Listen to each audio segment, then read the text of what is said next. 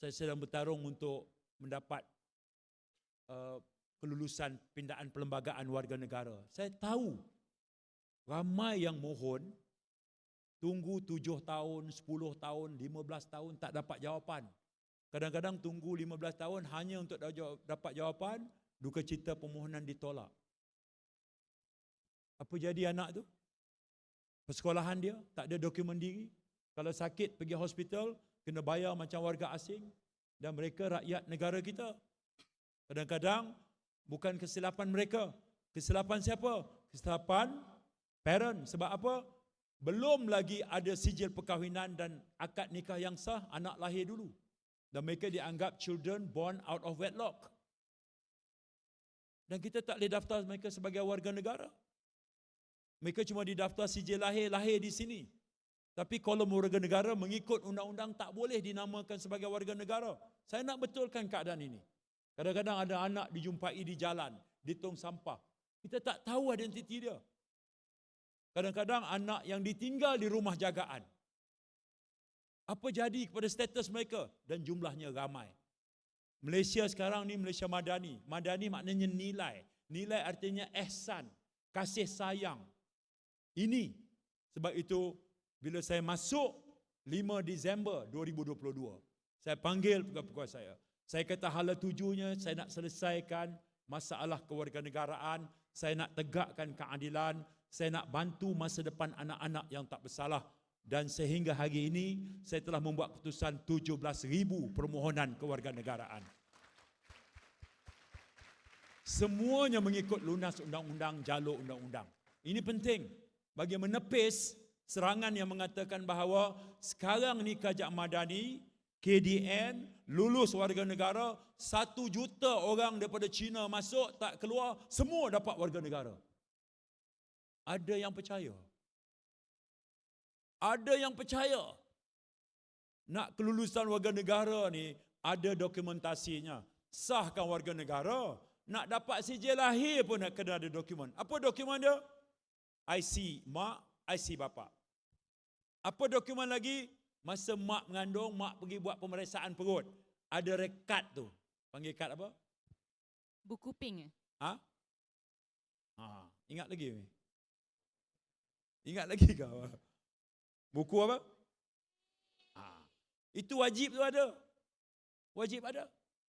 Itu baru nak dapat sijil lahir. Kena ada semua tu. Apa lagi nak dapat warga negara?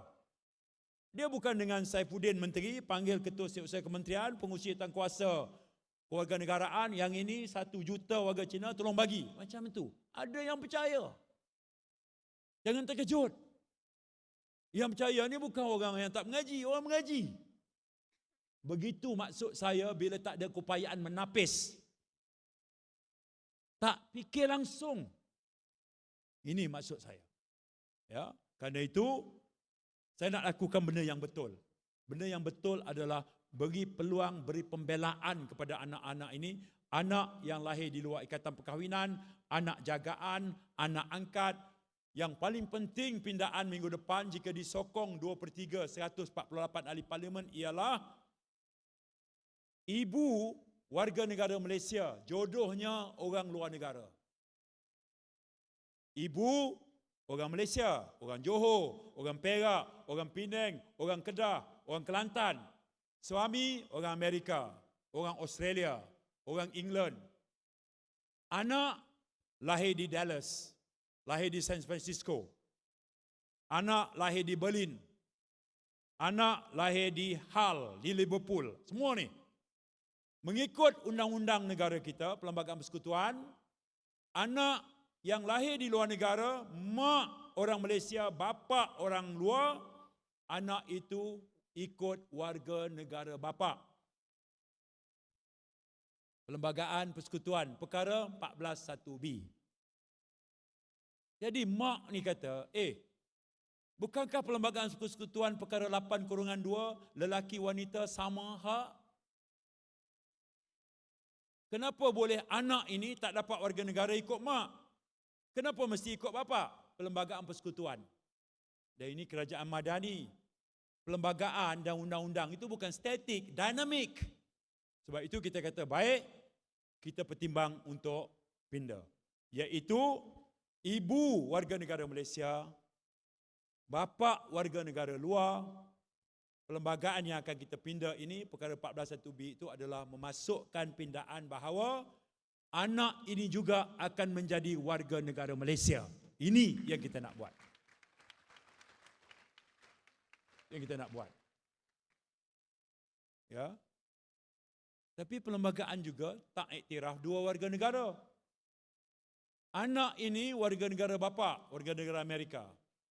Anak juga ikut warga negara ibu, warga negara Malaysia. Dia dah ada dua warga negara. Perlembagaan persekutuan tak iktiraf. We don't recognize dual citizenship. So what do? Pindahlah. Pindah mengatakan bahawa pada umur berapa si anak ini boleh buat keputusan untuk lepaskan satu warga negara. Kita kata mengikut akta kanak-kanak, kanak-kanak itu had umurnya 18 tahun.